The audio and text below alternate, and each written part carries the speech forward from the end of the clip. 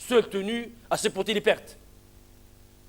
Donc le fait d'avoir emprunté de l'argent, ça alourdit le capital de la Modarba, sachant que je suis le seul à subir la perte en tant qu'apporteur de fonds. La vente à terme par le gestionnaire. Est-ce que le gestionnaire peut vendre à terme? Je prends le cas de l'ingénieur à qui il a été convenu d'acheter 50 computers et de les vendre, par exemple. Est-ce qu'il peut vendre à crédit? Bon, il ne peut pas le faire en principe, sauf autorisation du capitaliste, entre guillemets, ou bien de l'apporteur de fonds. Pourquoi, en fait? Parce que le fait que l'apporteur de fonds n'a pas le droit de s'immiscer dans la gestion, il n'a pas les moyens de savoir si les clients sont solvables ou pas, il n'a pas les moyens de collecter, ni le droit de collecter les fonds impayés. Donc c'est pour ça, en effet, l'apporteur des fonds étant seul responsable des pertes, alors qu'il n'a pas le droit à une gestion directe, il en résulte qu'il est en droit de se prémunir contre les risques par les clauses de ce type, ce qu'on appelle la modarba restrictive. Nous avons la modarba absolue, où il fait tout, et nous avons la modarba restrictive. Ça peut être par secteur, ne vendez que dans tel produit. Ça peut être dans le temps, pas plus d'une année. Ça peut être selon les conditions, ne pas vendre à crédit. Voilà donc ce qu'on appelle la modarba restrictive.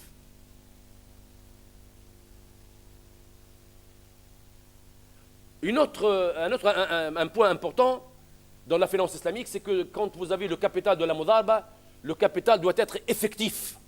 C'est-à-dire qu'il faut lui remettre le capital. J'ai pris le cas, pas de la banque ici, j'ai pris le cas de la banque quand elle va faire un partenariat avec un client.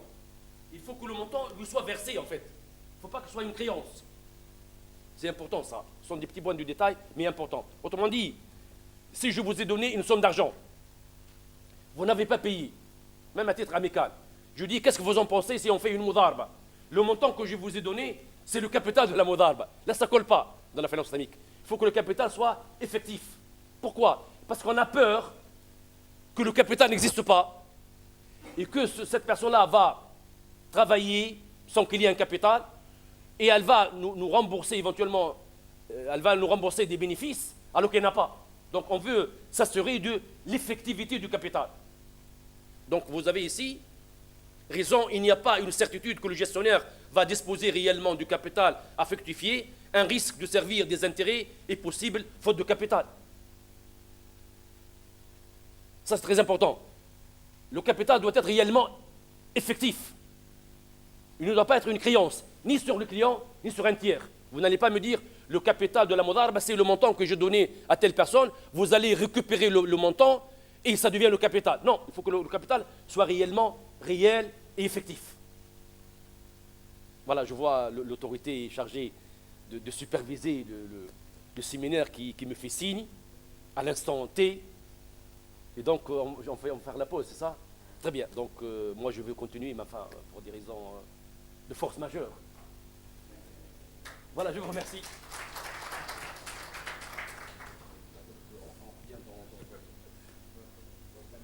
Donc, on va prendre une pause de 15 minutes. Donc, une pause café de 15 minutes.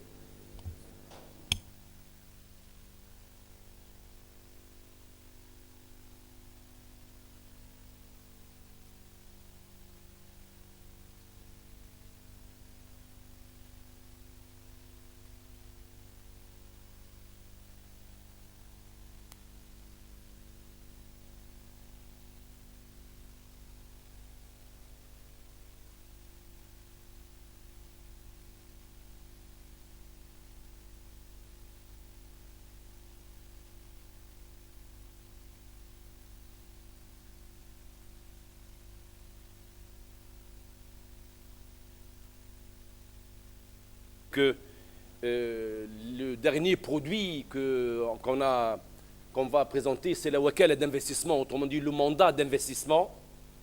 Donc on a fini la modarba, je vous ai dit, c'est un contrat de base important, c'est un contrat de partenariat entre celui qui avance les fonds et celui qui travaille avec.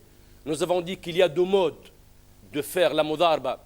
Quand la banque agit en qualité d'apporteur de fonds et le client agit en qualité de gestionnaire, c'est une formalité.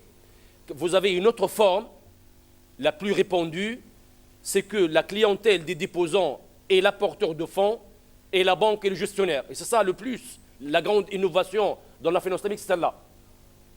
C'est-à-dire la clientèle des déposants agit en qualité d'apporteur de fonds et la banque est le gestionnaire.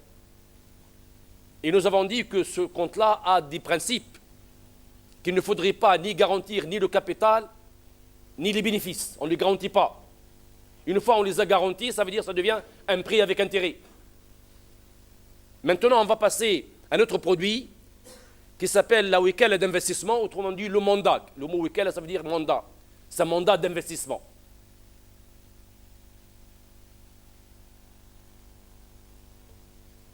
Bon, généralement, le mandat ordinaire, c'est pour des services quelconques. Je vous donne un mandat pour vendre un bien. Je vous donne un mandat pour me représenter dans un conseil d'administration. Je vous donne un mandat pour obtenir un document auprès de la justice, etc.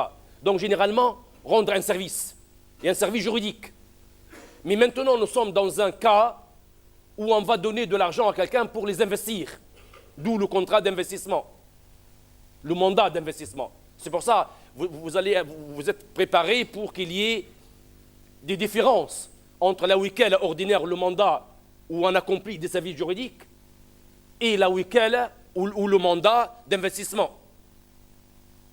Donc, c'est une technique subordonnée à un contrat. Le mandat n'est pas un produit en lui-même. Par contre, la norme AYOF 46 a traité du mandat d'investissement, qui peut être assimilé à un produit en raison des spécificités comparées à celles d'un contrat ordinaire. Donc aujourd'hui, nous allons voir le mandat d'investissement comme étant un produit. Vous avez de l'argent, vous avez plusieurs techniques.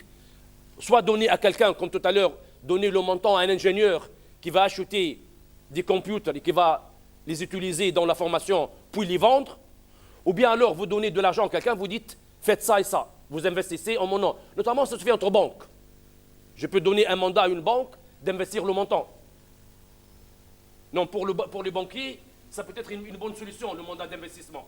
Vous allez avoir des montants que vous investissez. Vous avez des banques. Vous dites, voilà, vous allez faire une mudharba, c'est risqué. Nous, on va agir en tant que gestionnaire. Gestionnaire, mais pas... On va voir de toute façon la différence avec la mudharba. Ça, il faut bien connaître la différence pour pouvoir commercialiser. Vous avez des banques dans la région qui ont de l'argent et qui veulent investir. Mais ils ne veulent pas que ce soit la mudharba avec les risques, etc. Mais ils veulent qu'il y ait des secteurs bien définis et que vous agissez sous leur autorité. Vous dites, voilà, on ne fait qu'exécuter les ordres. Donc c'est pour ça, le mandat d'investissement est assimilé à la mudharba en ce qu'ils font partie du contrat dit amen, fiducie. C'est vrai, le point commun avec la mudharba et le mandat d'investissement, pas le mandat ordinaire, c'est dans les deux cas, les montants entre vos mains ne sont pas votre propriété. Vous n'êtes pas co-associé, mais vous êtes simplement gestionnaire. Ça, c'est le point commun. Il en résulte que dans les deux cas, le mudharb et le wakil ne garantissent ni le capital, ni les profits, sauf s'ils outrepassent leur pouvoir. Bon, là sont les points communs. Mais maintenant, j'ai besoin des points de divergence entre la mudharba et la wikala d'investissement.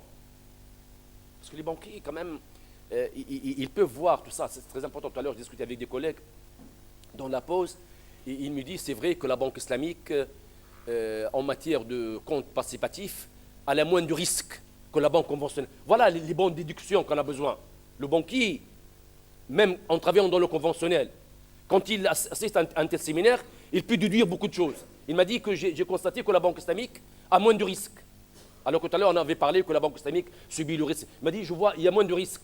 Parce qu'en fait, pour le conventionnel, la banque a un fardeau. Elle a acheté, entre guillemets, l'argent dans un compte à terme. Elle s'est engagée à 7%. Il faut que la banque, coûte que coûte, arrive à dégager plus de 7%. Sinon, la banque est perdante. Alors que dans la finance islamique, on donne de l'argent à la banque pour les investir à sa guise et sans qu'elle s'engage à nous rémunérer un montant. Ça peut être 5, 20, 25, demi, comme une perte aussi. C'est pour ça on dit que les coûts dans la finance islamique, la banque islamique, les coûts, autrement dit, les fonds de la banque islamique n'ont pas de coût. Quand je dis à la banque, voilà de l'argent, vous les investissez à votre guise. Et s'il y a des bénéfices, on a 80, 20. Ça veut dire que la banque islamique ne s'est pas engagée de rémunérer. Elle s'est engagée sur le résultat.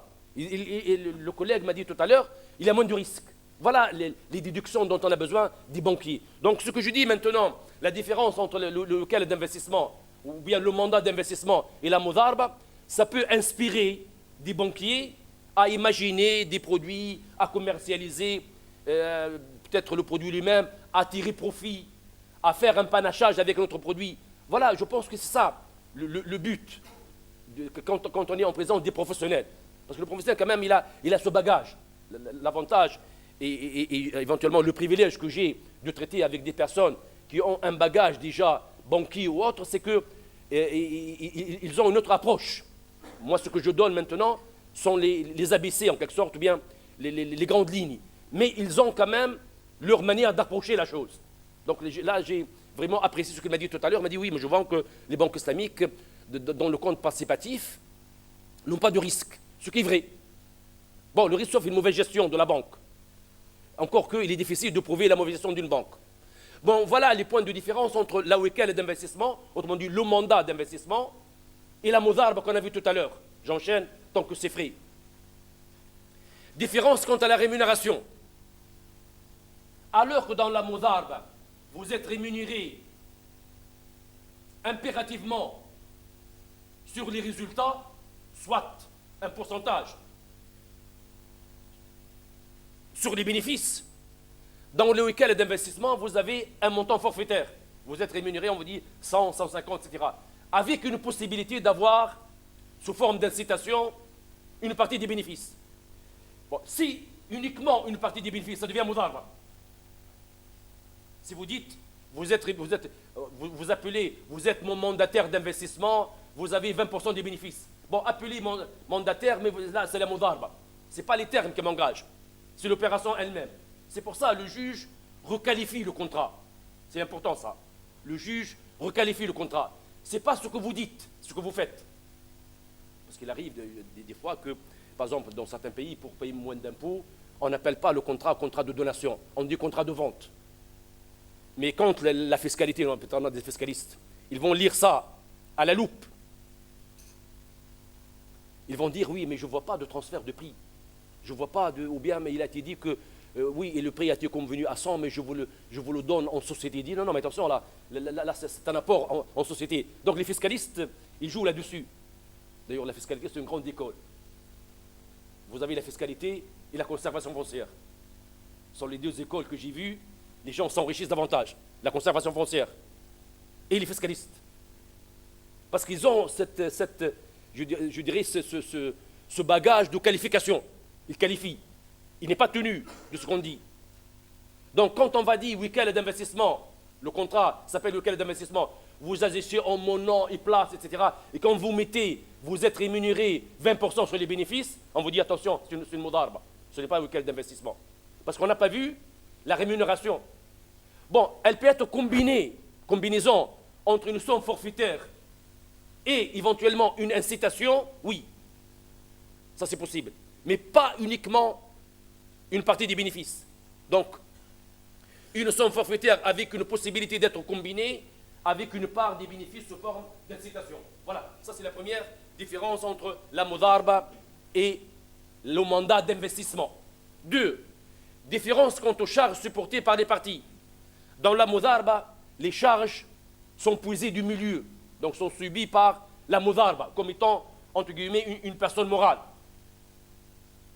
Les charges sont subies par la mudharaba. On prend du fond, c'est du milieu. Par contre, dans la wikal, notamment d'investissement, nous avons 2 charges. Parce que dans la wikal d'investissement, c'est toujours une institution financière. Donc vous avez votre personnel, etc. Donc regardez bien les charges. Alors que dans la wikal d'investissement, le mandant, celui qui donne de l'argent, supporte les faits relatifs à l'investissement alors que le mandataire supporte les faits relatifs à son personnel et à la logistique.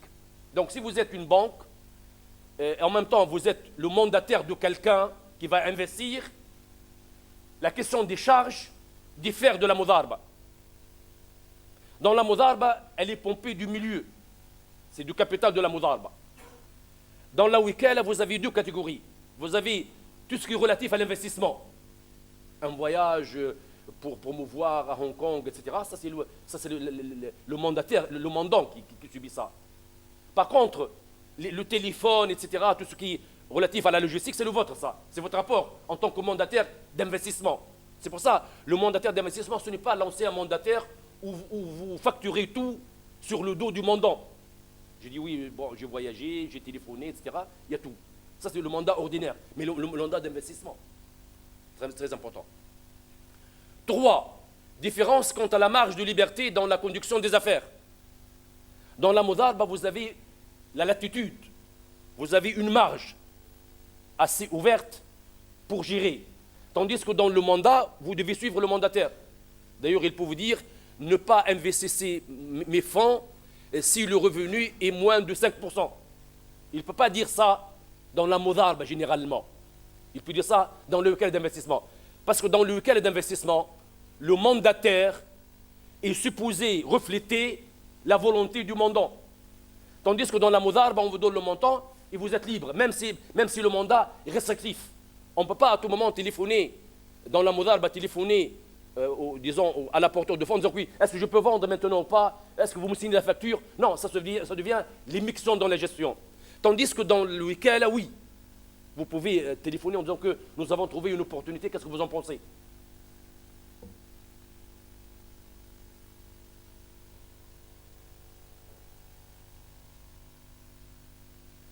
Voilà, donc ça c'est les points les plus importants. Mudarba a la liberté de conduire les affaires selon son expérience, alors que dans le week-end d'investissement, le mandataire doit consulter le mandant avant la prise de l'engagement. De même, on peut prévoir des clauses telles que l'investissement dans des opérations assurant un bénéfice dépassant un seuil déterminé. Voilà, on peut vous dire que n'investissez pas si, dans le week-end d'investissement, n'investissez pas si le revenu est à moins de 8%, etc.